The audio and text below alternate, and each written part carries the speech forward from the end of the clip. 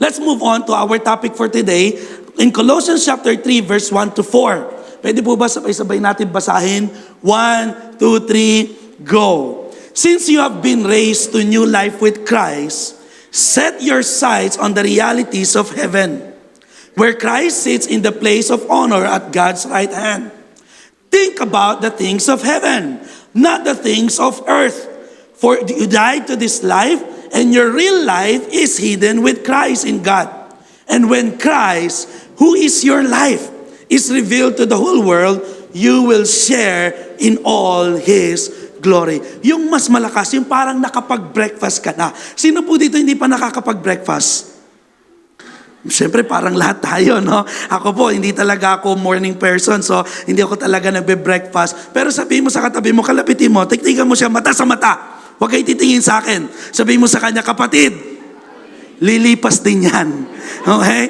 Kakain muna tayo ng higit na mas mainam at walang iba kundi ang salita ng Diyos. Amen? So, basahin ulit natin na may kapangyarihan. Yung feeling mo na kapag breakfast ka na kahit hindi pa, kasi ngayon ka pala kakain ng salita ng Diyos. Amen po ba?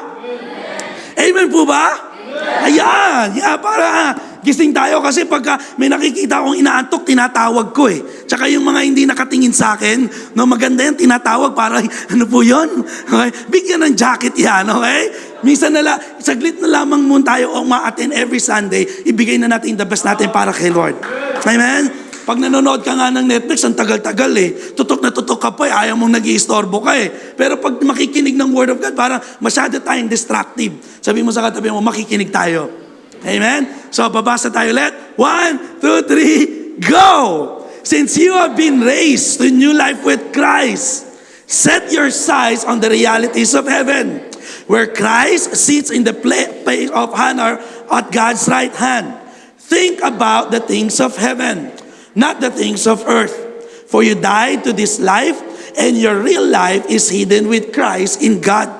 And when Christ, who is your life, is revealed to the whole world, you will share in all His glory. And the topic po na pag-uusapan natin ay pinamagatan ko pong rebranded.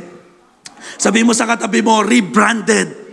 Okay, kasi po, last Wednesday, when we had our leadership meeting po with our senior pastors, I'm not sure, pero baka ito po yung ating maging series. Mamaya po yata magbababa ng series ang ating daddy. Pero ito po ay may kinalaman sa pagbabago ng ating kabuuan, ng ating church. Pero maganda po, bago siguro magkaroon ng rebranding ang ating building, ang ating church, napansin niyo po ba, na-appreciate niyo na po yung ating baba sa Vision Cafe? Nagandahan po ba kayo sa design? Ang tanong, umorder ka na ba? Pastor, mahal eh. Hindi, mura lang po yan kasi yung sineserve naman, worth it dun sa presyo nila. Alam niyo po, kada pupunta ko rito, wala pa yata akong oras na pumunta rito hindi umorder dyan. Kaya minsan parang ang sarap di pumunta eh, no? Joke lang. Joke lang kasi po, it just shows, dahil mahal ko ang church ko, mahal ko ang JTG Manila Church, any way na I can support, gagawin ko. Kasi yun ang isang pamilya eh. Diba? Pero sabi ko nga po, siguro, bago ma-rebrand yung paano tayo mag-i-start, isa po sa i-rebrand natin, yung pagsisimula natin. Sabi mo sa katabi mo, mukhang kailangan ka talagang i-rebrand ha. Okay? Kasi ang gawain po natin, alas 10. Sabi mo sa katabi mo, hindi 10:30. O, di kayo makayano kasi ako po yung late eh. Di ba? Hindi na. Isipin mo na lang. Hindi. May grace naman si Lord. Pinatawad ka na sa oras ngayon. Okay? Kaya kalabitin mo lang ulit siya. Sabihin mo sa kanya, next week, 10 o'clock ang service. Minsan nakakahiya kay Lord. Parang si Lord pa yung kailangang mag-adjust sa oras natin. Di ba? Sabi mo, hindi kayo maka-amen, no? Huwag kayong mag-alala. Pare-pares tayong topic ngayong umaga. Okay? Ako man din po. Sabi ko, hindi ko na idadahilan laging kesa taga Cavite ako. Kaya alas 10 ako darating. Hindi na. Kami po mga ministers, ang magiging call time na ulit namin, alas 9. Tapos kayo naman, aatin na lang kayo. Huwag naman kayo magpa-late. Isa yan sa kailangan nating i-rebrand. Okay? Amen ba? Amen ba? Okay. Parang ayaw nyo. Wala kayong magagawa. Nasa atin ang mic. De, joke lang. Pastor's appreciation, hindi, kailangan po talaga. Kasi, kasi totoo lang, napagalitan din kami nating senior pastors. Kasi nung may time, ang aga-aga niya, tapos lahat kami late. Yung iba hindi pa umaten. So sabi sa amin ng ating senior pastor, bakit oras nyo lang ba mahalaga? Tatanungin ko ngayon, ha? Pwede po ba yun? Mag-usap tayo? Ha? Yung on a personal lang, yun lang magkakapatid, oras nyo lang ba mahalaga? Bakit minsan, parang baliwala sa atin ang malate sa gawain, baliwala sa atin ang umatin o hindi. Kung tanggal ang kakayahan ni Lord ng oras, ha? Yung, alam niyo yun, pero kailangan lang po isang way na pagbibigay ng honor sa Diyos. Respect the time. Amen? Relax lang, umpisa pa lang po yun. Isa lang po yan sa kailangan nating i-rebrand. Pati po, yung ating approach, yung kabuuan ng service natin, may mga changes din po tayong gagawin para po mas mapaigi pa. Kasi alam nyo po, rebranding is the process of changing an image para daw po magkaroon ng new name for established brand at magkaroon ng create a different identity. Kasi napakalaga po na nakakaroon tayo ng rebranding para mas lalo tayong maging effective, mas lalo tayong maging relevant sa generation natin ngayon. Kaya kailangan po talaga, some of the companies na successful pagdating sa rebranding. Alam niyo naman po ito, naalala niyo before, ang madalas nyong hinihingi sa mga nanay at tatay ninyo, lalo yung mga batang 90s pag umalis sila, ano po? Dunkin Donuts. Tama? At ang paborito ko dyan ay Bavarian. No, kasi ayoko nung may butas, kulang-kulang eh. Parang feeling ko lugi ako pag may butas yung donut ko. Paborito ko talaga dyan ever since ay Bavarian. No, si Dunkin Donut po, ang slogan niya dati ay pasalubong ng bayan. Naalala niyo po yan, nagiging commercial pa yan, di ba? Pero ngayon, nag-rebrand sila into a Dunkin. Yan. Dapat medyo social na rin. Dunkin. Yan. No? Tapos, parang ang focuses na nila ngayon ay more on coffee. They want to parang makisabay kala Starbucks kasi siguro yun na yung nagiging trend ng generation. Ngayon, question, pagka ba nakiisip natin yung logo nating JTG, ano kayang brand ang nakikita natin? Laging late mag-start. Tama? Be honest, okay? Ano pa? Ano pa bang branding natin dito? Sigaw ng sigaw yung mga tao dyan. Di ba? Parang laging galit. No? Yun yung mga negative side. May positive side naman. Anong brand ang naisip nyo? Pag naisip nyo, JTG Manila. Be honest. Family. Totoo naman, di ba? Parang naka-experience ka dito. Welcome na welcome tayo. Kaya kailangan natin i-rebrand para po mas lalo pang pagpalain ng Diyos ang ating church. Kaya nga, sisimulan natin pare-parehas. Next week, anong oras po gawain? 10. Yan. Yung mga dumarating po dito ng 9 o'clock, may pa-free coffee po kami dyan sa Vision Cafe. Pre-breakfast. Pero kung late ka na, magbe-breakfast ka pa, parang tigas na mukha mo niyan.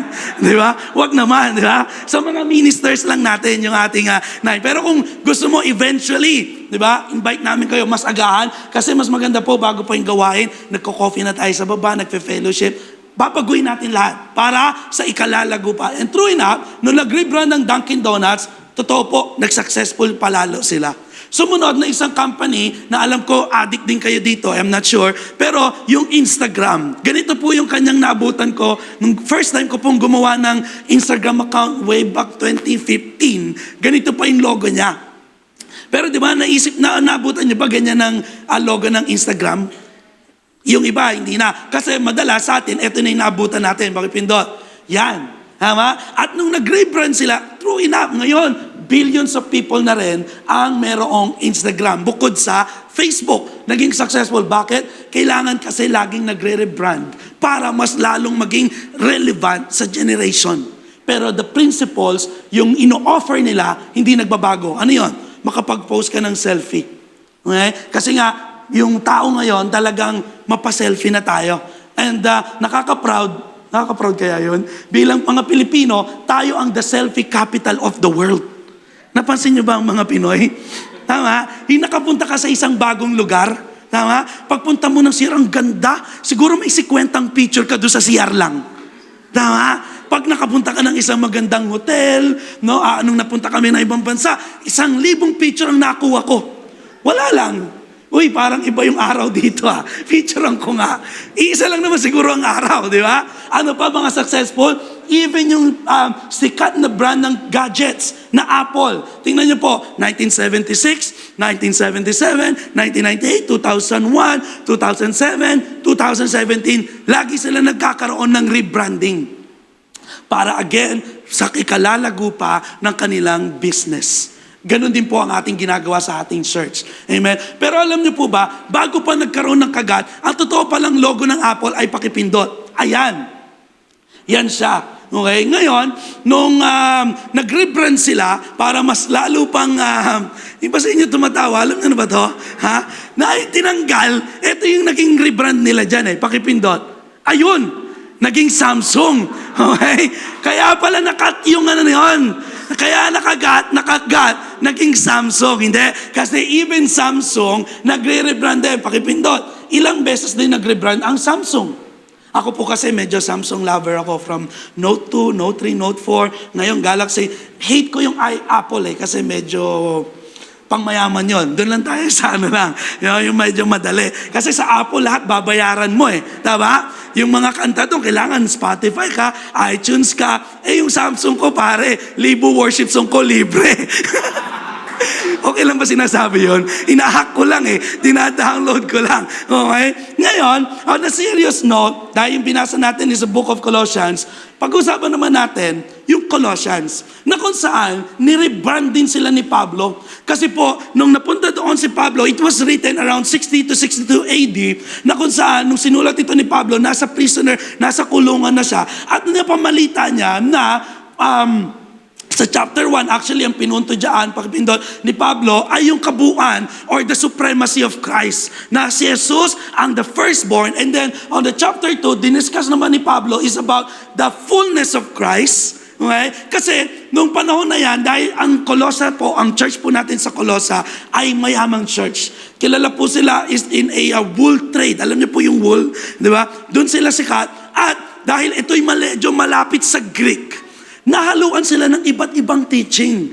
I don't know, baka pati dito si Medusa, si Zeus, hinalo na nila. So, kaya inirebrand sila ni Pablo dahil tumatanggap na sila ng iba't ibang klase ng teachings na hindi ayon sa itinuro ni Pablo nung nagmi-mission siya doon. Okay? Kaya po, kailangan ng rebranding or rebranded. Sabi mo sa katabi mo, rebranded. Okay? Kaya, pag-usapan ulit natin in Colossians chapter 3, verse 1 to 4, pinaun ulit ni Pablo, sabi ni Pablo, yamang binuhay kayong muli na kasama ni Kristo, ituon ninyo ang inyong pag-iisip sa mga bagay na nasa langit, na kinaroroonan ni Kristo, na nakaupo sa kanan ng Diyos. Ang mga bagay na panlangit ang isaisip ninyo, hindi ang mga bagay na panlupa, sapagkat namatay na kayo at ang inyong buhay ay nakatago sa Diyos, kasama ni Kristo. Si Kristo ang inyong buhay. At kapag siya'y nahayag na, mahayag din kayo kasama niya at makikihati or makakahati sa kanyang kaluwalhatian. So pinapakita rin ito ni Pablo na na-rebrand na kayo Dati kayong mga patay. Ngayon, binuhay na kayo ni Kristo, doon nyo na ituon ang inyong isipan. I don't know, baby, yung mga nagtuturo that time sa Church of Colossae, siguro nagtuturo dahil puro kayamanan, naging prosperity gospel. Kailangan itong gawin mo para masabi ni Kristo, blessed ka talaga. Kaya nire-rebrand siya. May kilala ba kayong taong nakatira sa sementeryo? Di ba dyan naman totoo lang po sa bawat sementeryo, ay especially po dito sa atin sa North Cemetery, normally tinitiran siya ng mga tao. It's kinda like some of us, na patay na tayo, binuhay na tayo muli ng Panginoon, pero marami sa atin, pilit tayong bumabalik sa dati nating buhay na patay na. Pilit pa nating doon tumitira. Sabi mo sa katabi mo, hindi ka na patay. Tingnan mo ulit sa katabi mo, tingnan mo, parang patay Inaantok yata Okay? Sabi mo, binuhay ka ng muli ni Kristo. Kaya, wag na tayong manirahan doon sa lugar ng mga patay. Ibig sabihin, yung mga dati nating ugali, dapat patay na talaga. Amen? Don't you just wish, na nung na born again ka, na nakakilala ka kay Lord, inasnap okay ang lahat? Di ba? Pero hindi may choice ka pa rin kailangan gawin para patuloy mong iwanan at huwag balikan yung dati mong buhay. Amen? Kasi baka matulad tayo sa sinabi ng Titus chapter 1 verse 16, such people claim they know God, but they deny Him by the way they live. Sino po dito kilala natin ang Diyos? Amen. Question, napapakita kaya with the way we live our life, na totoong kilala mo nga si Lord? Napapakita kaya with the way you treat your wife or your husband, napapakita kaya talagang kilala mo ang Diyos? Because I know, Christian nation tayo, hindi pa tayo born again, kilala mo nang may Diyos. Tama? Question, sa trabaho kaya natin, napapakita natin, kilala talaga natin si Lord?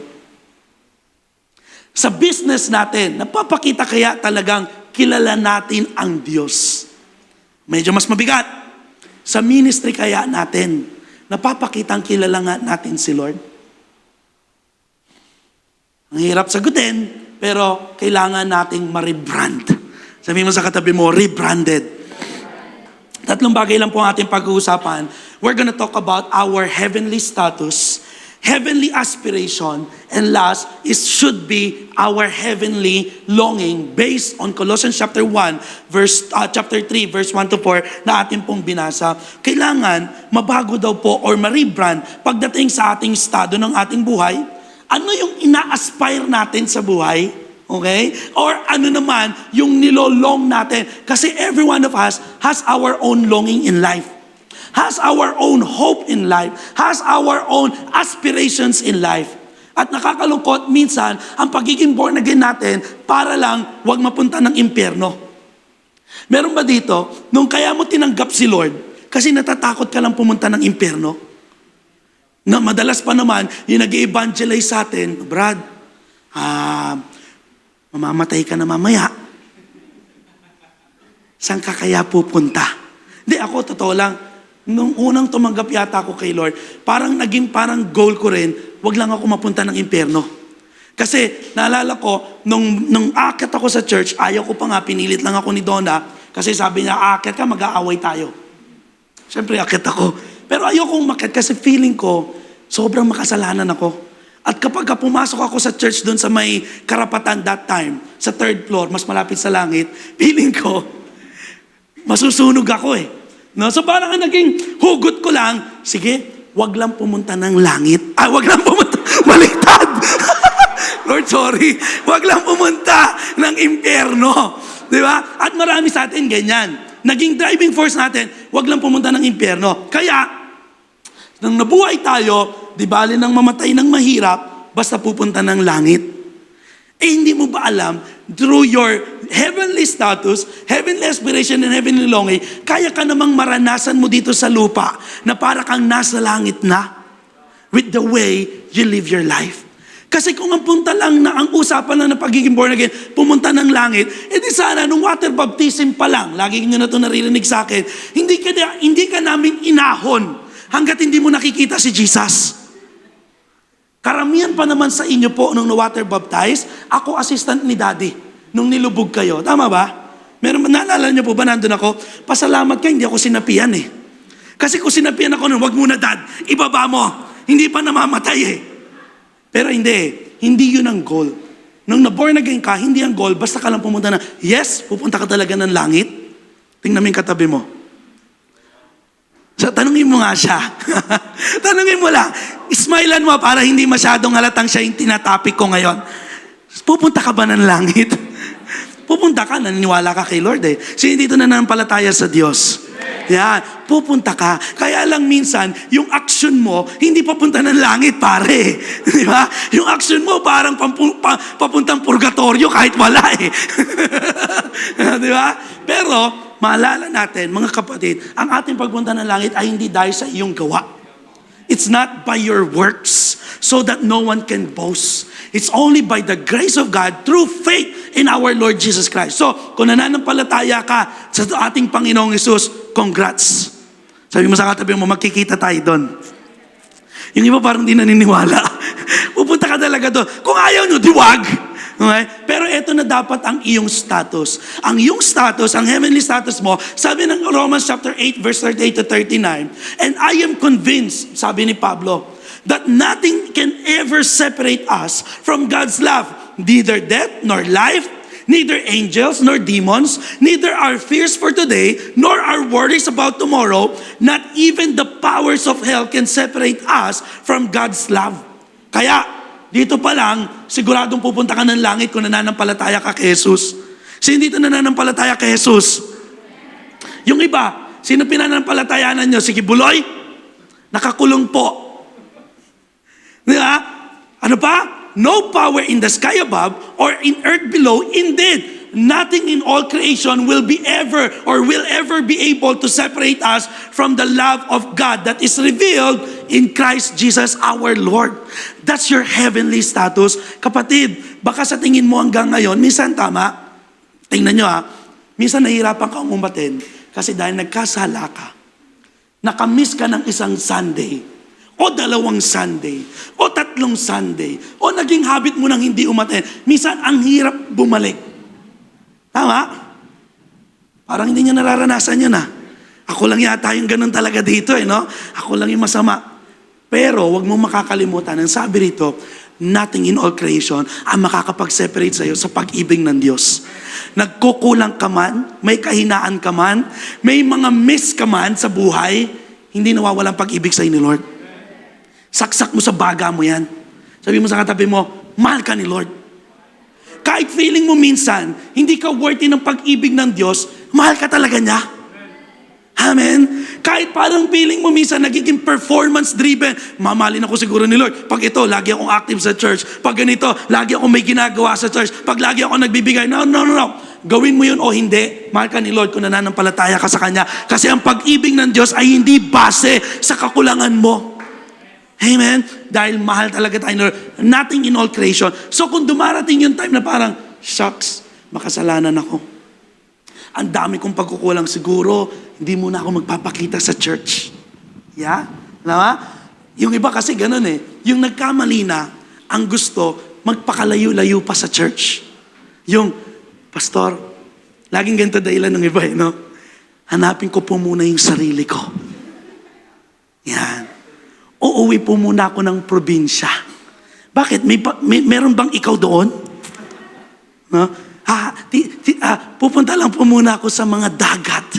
Baka makita ko po yung shokoy na kamukha ko. Pero wag natin makalimutan, kapatid, no matter how many times we fail in life, God's love will never fail us. Ganyan tayo kamalan Diyos. At yan ang estado na ng ating buhay. That's your status. Kasi siguro, yung Church of Colossae, dahil ang daming mga katuruan mula doon sa mga kunwaring matatalino, nahawaan na sila na mag-perform tayo para mahalin tayo ni Lord. Hindi. Kasi ano man ang sitwasyon mo ng buhay, kamatayan, taggutom, yung takot ngayon, at takot sa kinabukasan, mahal ka talaga ni Lord. Walang kayang makapag-separate sa'yo sa pag-ibig ng Diyos. Isaiah 54:10, ang ganda po nito. Though the mountains may be shaken and the hills may be removed, yet my unfailing love for you will not be shaken, nor my covenant of peace be removed, says the Lord who has compassion on you. Palakpakan naman natin si Lord. At ang ganda ng New Living Translation, sabi sa New Living Translation, for the mountains may move and the hills disappears, but even then, my faithful love for you will remain. My covenant of blessing will never be broken. Ikaw, yung mga pangako mo, lagi mong binubroke, pero yung pangako sa in Lord will never be broken. Praise God. Ang sarap isipin na sa kabila minsan ng ating kakulangan, sa kabila minsan ng ating kakulitan, sa kabila minsan ng ating pagiging pasaway, pero yung pag-ibig sa atin ni Lord, hindi nagbabago. At yung covenant niya ng pagpapala sa atin, ng kapayapaan, ng joy, hindi daw magbabago. Nagbago ka na, si Lord hindi pa nagbabago ng pag-ibig sa'yo. Grabe naman si Lord. Sabi mo sa katabi mo, ay grabe. Mayroong story sa Bible, nang sa amin ng Biblia, yung mga disciples, nung Nakapagpalaya sila ng mga demonyo. Ito yung 72 disciples na sinend ng ating Panginoon Jesus to go and make disciples, to heal the sick, magpalaya sa masasamang demonyo. At pagbalik nila sa ating Panginoon Jesus, tuwang-tuwa sila. Sabi nila, Panginoong Jesus, grabe! Kami, mga simpleng tao, pero ngayon, nakakapagpalayas kami ng demonyo. Lahat sa pangalan mo, Panginoon, gumagaling. Pinagpapala, lumalaya. Pero sabi ni Jesus, in spite na ikaw ay may kapangyarihan na receive mula sa pangalan ni Jesus, wag daw tayo doon mag-rejoice. Kasi ang status daw natin, ang sabi ng Bible in Luke chapter 10 verse 20, nevertheless, don't rejoice in this, that the spirits are subject to you, but rejoice that your names are written in heaven. Parang di ka masayang pupunta ka ng langit talaga eh. Saan mo ba gusto? Sa purgatorio, kapatid? Walang purgatorio. Okay? Isaksak mo sa baga mo na ikaw'y papunta ng langit. At ang sabi ni Jesus, huwag kang mag-rejoice, huwag kang magsaya dahil lamang yung mga masasamang spirito ay sumusunod sa'yo. Ako man din po, may ilang beses tayo nakapagpalaya sa masamang spirito, pero hindi ka dapat doon magsaya. Alam mo saan ka magsasaya? Kasi may katiyakan ka sa buhay na walang hanggan. Kasi parang iniisip ng iba, hindi, matagal pa buhay ko, bata pa ako. You'll never know. Ngayon lang, samot-samong gera na ang nangyayari sa ating kapaligiran. At na-preach ko na to last week yata, 2 weeks ago, ang mundo talaga ay pawasak. But the question is, kamusta ang buhay natin after in this earth? Kaya napakahalaga po na tiyakin natin tayo ay papunta doon. Now, kung meron ka ng heavenly status, ano yon? Pupunta ka ng langit, ikaw ay makadiyos, ikaw ay mahal ng Diyos, ikaw ay anak ng Diyos, ano man ang meron dito sa mundo na wala ka, mahalaga, anak ka ng Diyos. Amen? Pangalawa, kailangan, in Colossians chapter 3 verse 1 to 2, sabi naman dito, since you have been raised to a new life with Christ, set your sights on the realities of heaven, where Christ sits in the place of honor at God's right hand. Think about the things of heaven, not the things of earth. So ito naman pumapasok yung ating heavenly aspirations in life. Kasi yung meaning po ng set your sight simply means to crave or to desire, and it implies affection and devotion. Ibig sabihin, dahil nga ang status mo ay anak ng Diyos, makalangit ka na. Hindi naman masyado kang OA na parang, lilipad ka na, pupunta ka na langit. Hindi, kundi yung estado mo, alam mo sa sarili mo, no matter what happened, pagpalain ako hindi, pagalingin ako hindi, tuparin ng Diyos ang panalangin ko hindi, alam ko, tiyak ako, anak ako ng Diyos. At dahil tiyak ka doon, yung status mo, ngayon naman, ang magiging aspiration mo na ay lagi ng panlangit. Ang kinikrave mo na, hindi yung mga temporal stuff dito sa mundo. Ang kinikrave mo na, Lord, isang araw, makikita rin kita ng mukaan. Isang araw, Panginoon, anuman yung kaya nakalala niyo po yung panalangin ni Jesus, Our Father in heaven, hallowed be thy name, thy kingdom come, and thy will be done here on earth. So ibig sabihin, hindi ka titingin ng magsiset ng isipan pang langit, kung hindi, dito pa lang sa lupa, maranasan mo na yung langit na kayang ibigay sa atin ng Diyos. Kasi nga, yung thinking lagi ng karamihan ng mga Kristiyano na born again, di bali ng mahirap, di bali ng, alam niyo po yun, walang natapos, di bali ng walang narating, ang mahalaga pupunta ng langit. Kapatid, may plano sa iyo mas maganda ang Diyos. I can say na yung ganong kaisipan ay mali. Oo, may mga time kailangan mong i-sacrifice para sa Diyos. Pero hindi tayo prosperity gospel. Kailangan lang baguhin yung mindset natin. Kasi totoo lang, minsan, ginagawa nating lame excuse na di bali ng ganito lang ang buhay ko, basta pupunta ako ng langit. Ang totoo kasi nun, tamad ka lang. Kaya mo namang maranasan yung langit dito sa lupa eh. Ang problema, mas inaatupag mong matulog. Ang totoo sa langit, masisipag din sila dun eh. Ano sabi ng Bible? Sa langit, 24/7 nagwo-worship ang mga anghel. Dito nga 30 minutes praise and worship, tamad na tamad ka. 2 hours service, hirap na hirap kang parang utang na loob sa iyo ng church. Pag umating ka, wag muna, masarap matulog. Hindi, pupunta tayo ng church. Harang ang bigat. Bawal din doon tamad. Kaya, dito pa lang, maranasan na natin yung langit na kayang iparanas sa atin ng Diyos by thinking or setting or craving and deciding everything na may kahulugan pagdating sa langit. 1 Chronicles chapter 22 verse 19a, now set your mind and your heart to seek the Lord your God. Salamat po, kaya nga tayo nandito kasi nga isinisik natin yung ating Diyos. Amen? Ang ating Panginoon Diyos. It is the conscious fixing of our mind's attention and our heart's affection on God. Ibig sabihin, hindi ka nasasapatan na basta umatin lang, okay na yon. Kundi talagang yung isipan mo, pati puso mo, nakikinig ka, umaating ka kasi gusto mo pang makilala si Lord. Meron po ba dito umating ka dahil wala lang, trip mo lang? Huwag naman. Umating ka na rin lang naman. Isik mo na talagang maranasan ng Diyos. Kasi napakabuti, napakabait ng ating Panginoon. Question mga kapatid, no? Anong sinisik natin sa buhay? What are your worries in life? Amen? Or what are your dreams in life? Totoo naman, marami tayo pangarap. Tama? Meron ba dito may pangarap ka sa buhay? Yung wala pa, kapatid, mangarap ka. Amen? Hindi ba pwedeng, pastor, kung basta pagising, hindi. Kailangan ka mangarap. Kailangan ka magkaroon ng vision ng pangitain. Sabi ng Bible, for the people perish because of lack of vision. Minsan, walang nangyayari sa ating buhay pag wala tayong nakikita. No, eto, tanungin ko kayo. Okay? Totoo lang, anong wino-worries natin at anong pangarap natin? Eto madalas, bahay. Sino dito gusto ng bahay? Yung sarili mo na, yung pagod ka ng mag-upa, magrenta. Tama? Yung iba, ayaw no? Bahala ka, kami na lang, yung mga nagtaas ng kamay, kami na lang ang may bahay. Yung iba naman pa-plastic kasi, huwag na tayo mag-plastic, nasa church ka Okay? Sabi mo sa katabi mo, hindi ikaw yung upuan mo.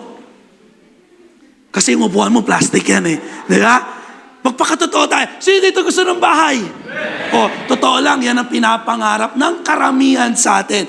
Walang masama. Okay?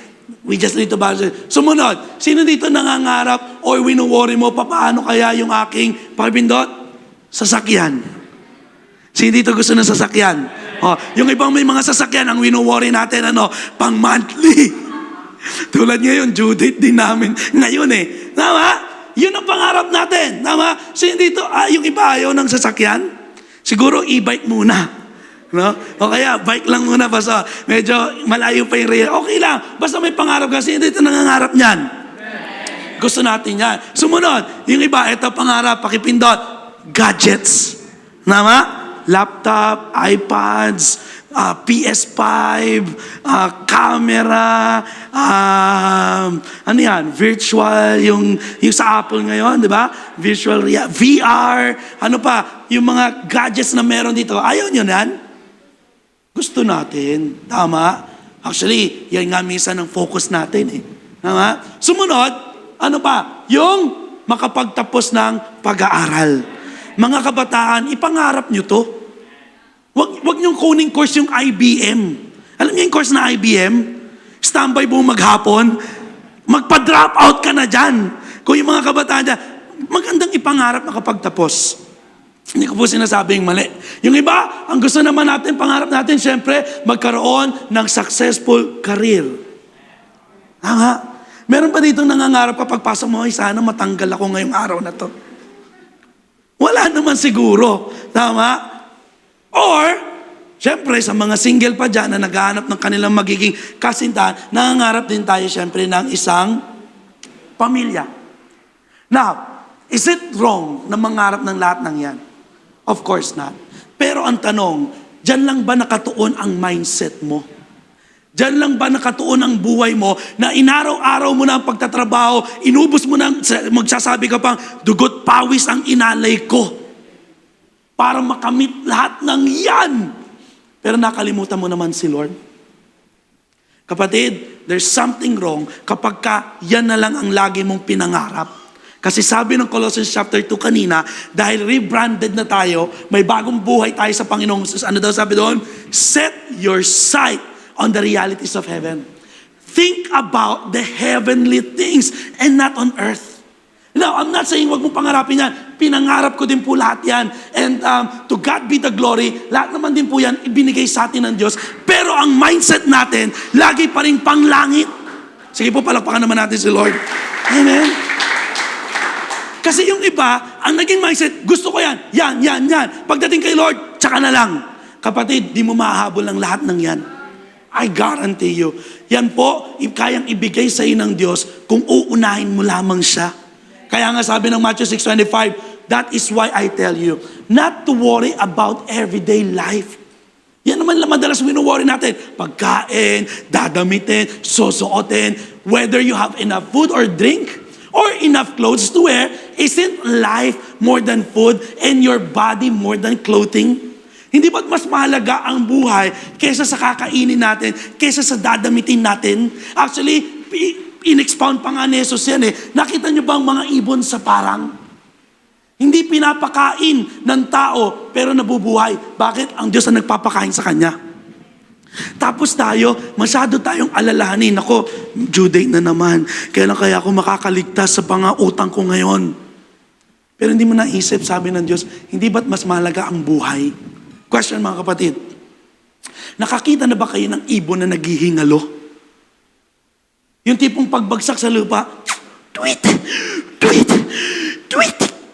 Wala, di ba? Nakakita na kayo nun? Tama? Tapos pag may ibon, napansin nyo ba? Narinig ko lang to sa isang pastor. Pero totoo, yung may nakita na kayong ibon dyan sa labas natin, tuka ng tuka, pero wala naman tinutuka. Nakakita na kayong ganon? O wala, Tweety bird lang yung nakikita nyo. Di ba? Yung mga ibon, tuka ng tuka pag tinignan mo. Wala naman tinutuka sa iglang yun I don't know. Dahil nga siguro pinapakain sila ng Diyos, wala tayong nakikita pero sila, nakikita nila supernatural feeds. Galing sa Diyos. Kasi totoo yung sinabi ng Diyos, kung mga ibon, walang nagpapakain pero pinapakain ng Diyos. Ikaw pa kaya? Ang dami mong alalahanin. Alam mo, para mawala alalahanin mo sa buhay, ito sabi ng Luke chapter 12 verse 31. Nasusulat yan pakibasa natin lahat. Sabay-sabay nang marinig ng katabi mo. Kunwari, pinariringgan mo yung katabi mo kasi siya topic ngayon okay? 1, 2, 3, go! Seek the kingdom of God above all else. Grabe, palakpakan naman natin si Lord. Could it be possible, hindi binibigay ni Lord yung needs natin? Kasi question, sinisik mo ba yung kingdom niya? Or are you so busy building your own kingdom? Hindi ko sinasabing lahat tayo magpunta sa church, magpastor sa church. Hindi po yun. Kung nasang lugar ka ngayon, sinisik mo ba ang kingdom ni Lord? Sa trabaho mo, nakikita ba si Lord dyan? Kaya ka nandyan, for you to shine bright at makita nilang may something sa taong ito. Walang iba kundi ang ating Panginoong Jesus. Amen. Nandiyan ka sa school na yan para, for this very reason, makapagbigay ng glory sa Diyos. I'm not saying iwanan natin career natin kasi we all have a career in life. Kahit anong kaya mong i-pursue na career, do it. But do not forget your calling. Because a career is something na binabayaran ka. But your calling is something na kailangan mong gawin at nilikha ka para doon. Kaya, nasang career ka man kapatid, huwag mo naman makakalimutan yung calling mo. Amen? Lagi mong ipaalala, parang itong mga great or mga sikat at kilalang taong to. Kilala naman natin siguro si paring Stephen Curry. Right? Anong sabi ni Stephen Curry? There's more to me than this jersey I wear. And that is Christ living inside of me. They have a career, binabayaran sila dahil ang galing nilang mag-basketball, pero hindi nawawala sa isipan nila na sila ay may calling, na lingkod sila ng Diyos. Kaya nga, di ba, ang story ni Stephen Curry, alam niyo po yun, tinanggal siya sa Nike kasi ayaw pumayag ng Nike na ilagay yung kanyang favorite verse in Philippians 4:13 na ang nakalagay doon, I can do all things. Kaya napunta siya sa Under Armour. At dahil pinanindigan niya ang kanyang pananampalataya, second yata ngayon ang Under Armour in terms of worldwide sales through Stephen Curry. Grabe, di ba? Inunang-unahin ng Diyos at na-provide yung kanyang pangangailangan higit pa sa kanya. Pero marami sa atin, inuunang-unahin yung ating pangangailangan, isinasantabi ang Diyos, lagi namang failure. At pag nag-fail, tsaka maalala, ay, si Lord nga pala. Di ba? Sumunod, si Team Tebow. Kilala niyo po ito. Ang ganda ng testimony ito, pakipindot. Sige na, next mo pa, yun na yung summarize nun.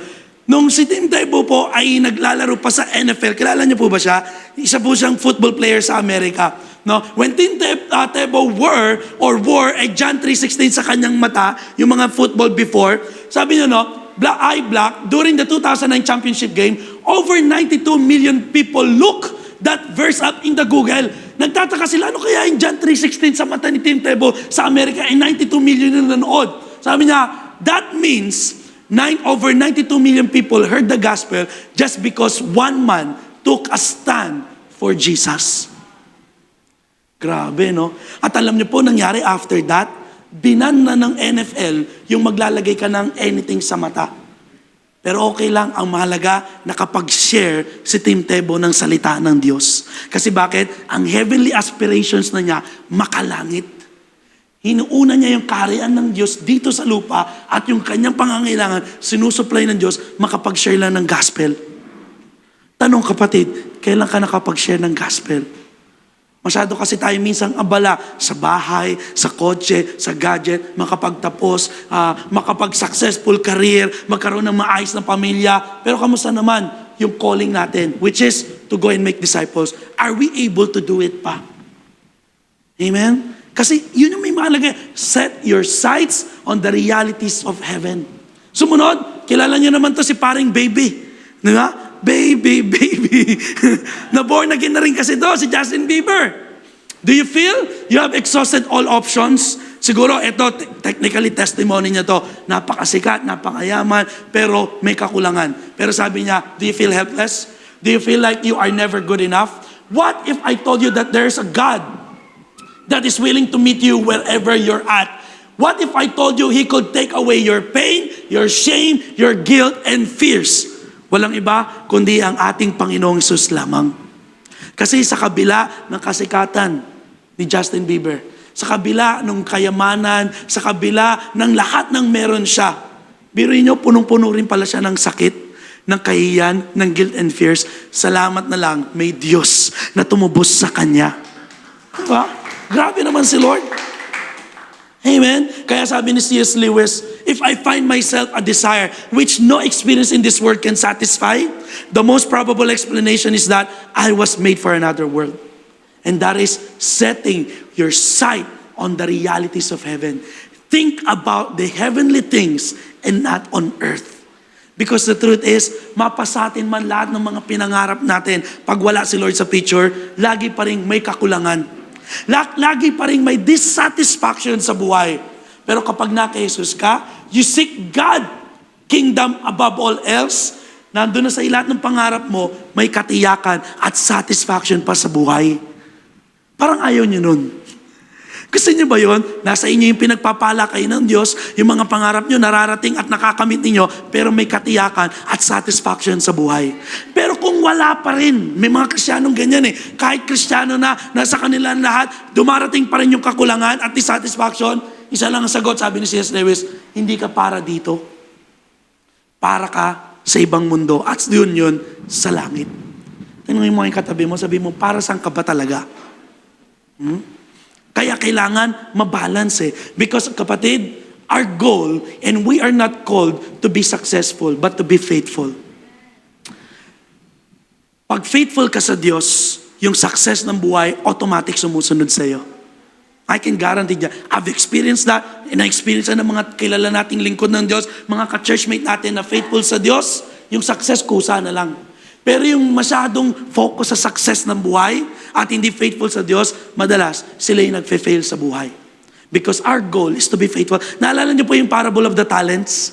Na may binigyan ng 5, may binigyan ng 2, at may binigyan ng 1. Anong sabi ng Panginoon pagbalik niya? Well done, my good and faithful servant. Yung 5, yung talent niya, pinagbutihan, naging 10.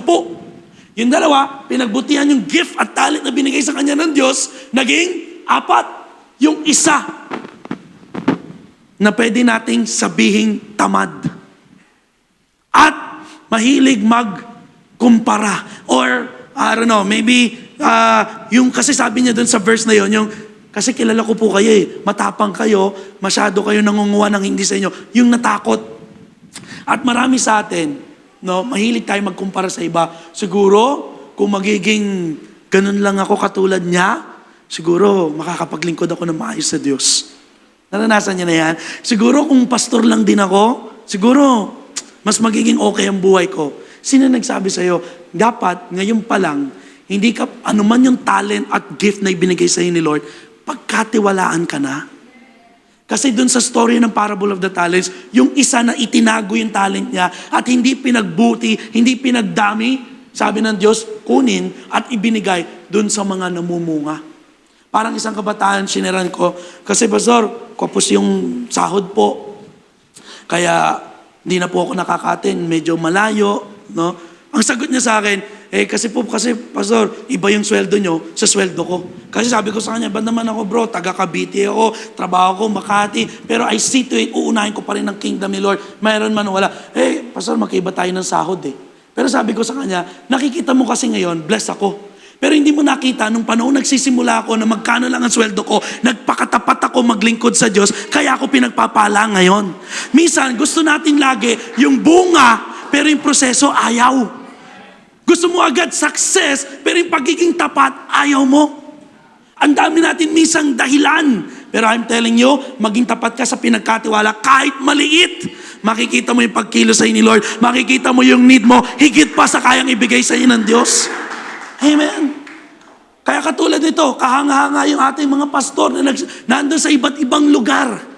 Kung meron man tayong i-aspire, nawa, makasupport din tayo sa mga pastor natin ito. Sa ating JTG Novaliches, Batasan, Baras, Sapang Palay, sa Aliaga, sa Cabanatuan. Tayo sitting pretty dito. Kasi naka-aircon, bagamat medyo mahina pa yung aircon natin kasi wala pa rin tayong maayos na kuryente. Pero mga pastor natin, kaya dapat talaga silang i-appreciate eh. Buwis buhay, lumipat na nga ng ibang lugar eh. Para lang makapag-mission. Tapos pag mission offering, ang damot-damot mo. Magtanim ka naman kasi yun nga yung heavenly aspiration. May makalangit investment sa buhay. Amen ba? Kaya pag may mission offering, suportahan natin kasi nakakatulong po tayo sa mga taong yan na nagpapalaganap ng salita ng Diyos. Sa ating Pastora Donna, tulog na kayo, siya nangangaral pa sa Israel eh. Puro mga kababaihan kasi mga kababayan natin doon. Lalo sa panahon ngayon dahil gera na naman po patuloy, isang taon na nagigera doon. Tayo tulog na nga eh. Pero may mga lingkod ng Diyos, humahayo, nagsasacrifice. Kaya dapat, in our small way of supporting them through our mission, let's give. Bakit? Pagpapakita ng heavenly aspiration natin. Hindi man tayo sinesend pa o tinawag doon, through our finances, nakakasupport tayo. Amen? And last as we end, ito naman dapat ang maging heavenly longing natin. For you died to this life, and your real life is hidden in Christ. Colossians chapter 3, verse 3. That simplifies yung security and satisfaction natin. Walang iba po na kay Kristo. Kaya sabi your real life. We've talked about life 2 weeks or 3 weeks ago, right? Naalala niyo po yung life natin. Walang iba kundi ang ating Panginoong Jesus. Now, dahil ang totoong buhay mo ay nakatago na kay Kristo, magkakaroon ka ngayon, and Christians are clothed in Christ's righteousness and hidden from God's wrath of God. Dahil, pakibindot, nawawala yata yung natin. Yan, sige pa. Yan, nakatulog na yata yung sa media natin. Hindi, joke lang. Joke lang. Gising. Praise God. Okay? Kasi nga, dahil ang totoong buhay si Kristo, at ang totoong buhay mo nakatago kay Kristo, meron kang totoong security. Meron kang totoong satisfaction. Anong security? Kasi, nung wala tayo kay Kristo, papunta ka sa impyerno. Tadamhin mo, hindi ka lang basta pupunta ng impyerno, kapatid, yung puot at galit ng Diyos sa kasalanan, dala-dala mo. Ikaw yung haharap ng matinding parusang hindi mo kakayanin. At ang sabi ng Biblia, kahit yung pinakakaaway mo na, yung kinaiinisan mong tao, hindi niya deserve mapunta doon. Pero dahil nakatago na ang buhay mo, ang totoong buhay mo ngayon na kay Kristo na, ligtas ka na doon. Pangalawa, meron ka pang security at satisfaction sa buhay. Kaya dapat ang nilolong na natin, panglangit. Hindi ko sinasabing huwag kayong mangarap, kailangan nga eh. Pero dapat ang mindset mo pa rin, Lord, mangangarap ako ng mga bagay na ito kasi gusto ko maging pagpapala sa iba. Amen? No? Lord, gusto kong i-bless mo ako kasi gusto ko pong makatulong sa mga nangangailangan. Gusto kong i-bless mo ang sasakyan para kung may mga taong walang pamasahe, pwede ko namang isabay, Lord. At yan yung ginagawa ng karamihan natin mga ka-churchmate na pinagpapala ng Diyos.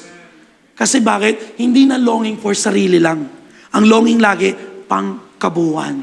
Colossians chapter 3 verse 4 as we end. And when Christ, talunan mo na yung parable of the rich fool, who is your life, is revealed to the whole world, you will share in all His glory. Ang sinasabi po rito yung second coming ng ating Panginoong Hesus. Sa pagbabalik ng ating Panginoong Hesus, i-reveal siya sa buong mundo.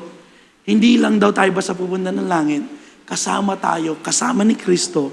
Makikihati tayo sa kaluwalhatiang nasa sa Kanya. At ang maganda pa ron, kasama tayo sa 1,000 millennial reigns of Christ na 1,000 taon maghahari ang ating Panginoong Hesus dito. At ang reward sa mga tapat na naglingkod sa Kanya, isa ka sa gagawing mayor, president, governor, congressman, councilor na mamamahala sa buong mundo. Umating kayo ng mga discipleship, mas maunawaan nyo ano yung meron sa 1,000 millennial reigns of Christ. Kung ngayon pa lang, hindi na maipakitang si Kristo nga ang iyong buhay, paano pa? Kaya kailangan magkaroon ng rebranded. Tama na yung pagtingin lagi sa pangsarili, kundi ang titingnan na natin are the realities of heaven. Think about the things of heaven. At ang ganda ng quote sa ating daddy as we end, sabi ng natin daddy, naglilingkod tayo, hindi dahil buhay na natin ang maglingkod, kundi katulad ng binasa natin kanina, that Christ, who is our life, we are hidden, kung hindi, buhay natin si Kristo, kaya tayo naglilingkod. Alam nyo, ang ganda sigurong testimony na may karir ka, meron kang sariling buhay, pero kaya mong iwanan ng lahat ng yon, makasunod lang sa paglilingkod mo kay Kristo dahil alam mo si Kristo ang buhay mo. Kesa sa wala ka kasing magawa sa buhay, tambay ka, tamad ka, kaya ang pundasyon mo na lang, maglingkod na lang ako sa church. Mali. Ginawa mo lang parausan or parausan ng oras ang Diyos.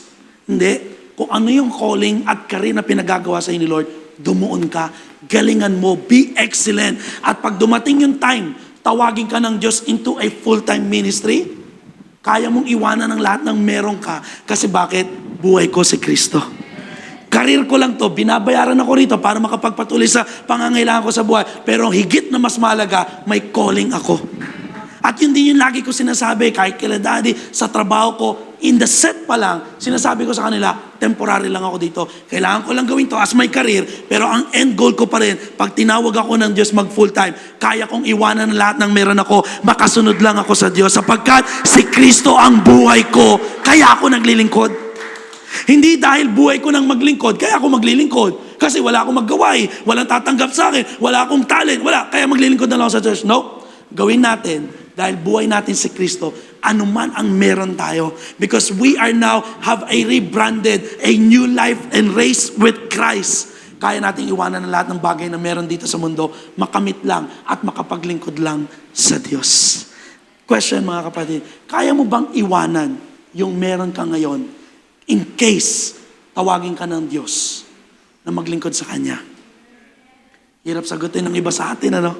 Kasi nga, kailangan ma-rebrand tayo na yung mga meron tayo ngayon, okay lang, enjoy it kasi blessing yan ni Lord. Pinagpagura mo yan, pinaghirapan mo yan, pinagtrabaho mo yan by the grace of God. Pero my hope and prayer, kung dumating man yung time, tawagin ka ng Diyos, I hope and I pray, kaya mo rin sabihin, sige Lord, masakit, mabigat, mahirap, but I'm willing just to obey my calling to you. At kung hindi man, siguro hindi naman po talaga tayo lahat tatawagin ng Diyos. Pero whenever there's an opportunity to plant a seed sa mga lingkod ng Diyos, makapagtanim sa bawat ministry na pinagagawa sa atin, sa big church o anuman po yung mga vision pa ng church natin, willing tayo dapat laging makibahagi doon. Whenever you give, hindi tayo nawawalan. Nag-i-invest ka lang sa langit. Kasi ang isipan mo nga, makalangit. Hindi mo na iniisip. Pag ang isipan mo makalupa, isipin mo lagi, ako'y nawawalan eh. Hindi ko kaya magbigay, ako'y mawawala. Pero pag laging makaisip mo, langit, di bali nang ibigay ko ang lahat. Makapaglingkod lang sa Diyos. Kahit itong finances ko, maliit na bagay, I can give. Makasupport lang sa pinagagawa ng Diyos in advancing His kingdom. Kaya po, kailangan nating lahat magkaroon ng rebranded through our Lord Jesus Christ. Palakpakan naman natin ang ating Panginoon. Let's all stand in our feet. Tayo pong lahat ay tumayo. Hallelujah. And let's worship the Lord as we end. I don't know what are the things na kailangan po nating i-rebrand sa atin. Pero isa lang ang alam ko, sa umagang ito, gustong baguhin ni Lord yung ating status na magkaroon tayo ng heavenly status, heavenly aspirations, and heavenly longings in life. Again, hindi ko po sinasabing kalimutan nyo na lahat na kayo, sumunod na lang kayo kay Lord. No. Kung nasang field ka man, pagbutihin mo. Pakita mo yung glory ni Lord sa'yo, sa negosyo, sa trabaho, sa pag-aaral, sa pagiging housewife, sa pagiging husband. Whatever you do, sabi ng Bible, whether you eat or drink, do it all for the glory of God. Amen. Amen. Ating ka ng gawain, magbibihis ka ng the best na damit. I'm doing this, Lord, because I want to honor you. Amen. Through my time, through my pananamit, through my wordings, through my action, Lord, I'm gonna give it all to you. Naalala ko one time, nag-preach si Kuya Arman sa atin, ang ganda ng tanong, as you close your eyes, at the end of the day, you might wanna ask yourself, Lord, today, nakapagbigay ba ako ng kaluwalhatian sa iyo? And if not, don't worry, you can pray. Tomorrow, Lord God, help me to bring glory to your name. Amen. With the way I live my life. Wag nawa tayo yung sinasabi ni Titus 1:16 na kiniklaim lang natin, kilala natin ang Diyos, pero dinideny natin kung paano tayo namumuhay. Kung hindi, sa pamumuhay pa lang daw natin, kahit hindi ka pa nagsasalita, kitang-kita na yung glory at kitang-kita na si Jesus sa ating buhay. Come on, let's worship the Lord. Hallelujah. Oh, we bless you, Jesus. We love you, Lord. Come on, can you stir up your spirit and increase your spirit? Encourage yourself, the Lord. I want to know you more. I want to experience you, Lord God, because I am rebranded into a new life with Christ. It is no longer I who lives, but Christ lives